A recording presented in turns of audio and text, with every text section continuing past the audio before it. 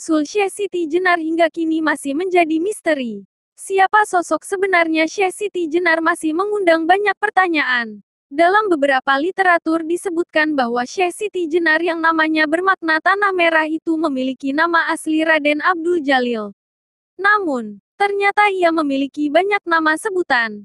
Setidaknya ada 16 nama yang disandangnya. Nama-nama tersebut antara lain San Ali, Syekh Abdul Jalil, Syekh Lemah Abang, Hasan Ali. Bahkan dia juga dikenal dengan nama Sunan Jepara, Siti Brit, Syekh Lemah Bang dan Syekh Siti Jenar. Nama terakhir, yakni Syekh Siti Jenar, merupakan nama filosofis, yang menggambarkan ajaran tentang Sangkan Paran. Dalam Sangkan Paran, manusia, secara biologis, hanya diciptakan dari tanah merah dan selebihnya adalah zat Allah Subhanahu wa Ta'ala. Siapa Syekh Siti Jenar sebenarnya? Dalam kitab Negara Kertabumi yang dikutip Sofwan dan kawan-kawan, dalam buku Islamisasi di Jawa, disebutkan bahwa Syekh Siti Jenar lahir di Semenanjung Malaka.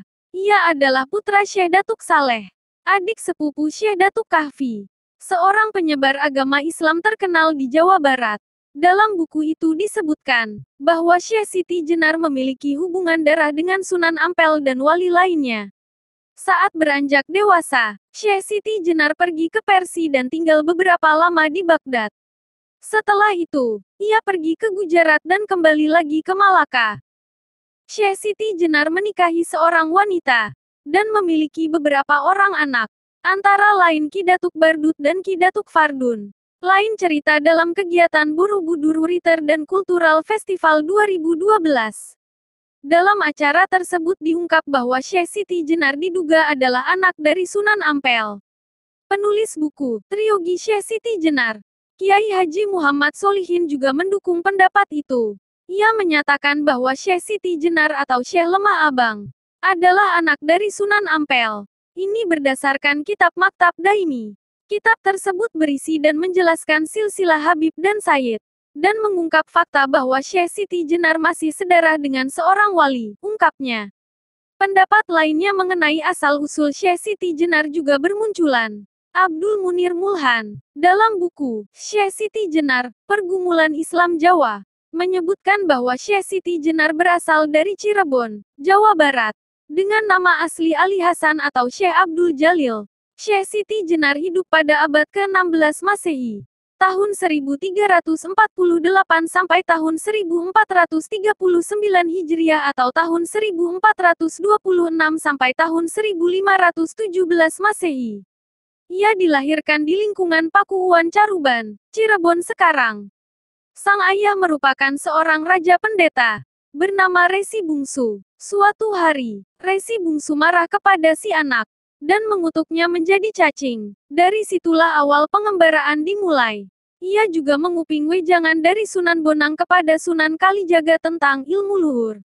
Sementara itu, dalam literatur lainnya disebutkan nama asli Syekh Siti Jenar adalah Sayyid Hasan Ali Al-Husaini, yang dilahirkan di Persia, Iran pada 1404 Masehi.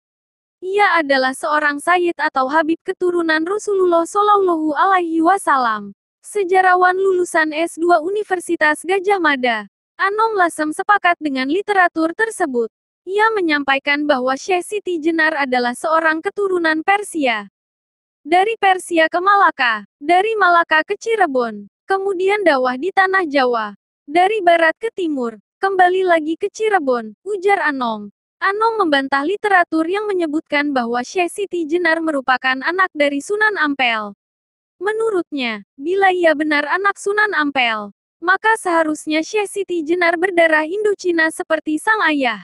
Terlepas dari misteri asal-usul Syekh Siti Jenar, ia merupakan salah satu anggota Wali Songo yang mengajarkan ilmu tasawuf wujudiyah, atau tasawuf yang mengandung paham wahdat al-wujud di Tanah Jawa. Ini ajarannya tentang keakuan I'amnes al-aniyah, ingsun, pribadi.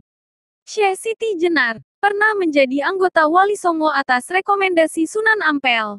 Asal-usul Syekh Siti Jenar hingga kini masih menjadi kontroversi. Meski demikian, Syekh Siti Jenar merupakan sosok fenomenal dalam sejarah keislaman di Indonesia, hingga banyak diperdebatkan hingga kini.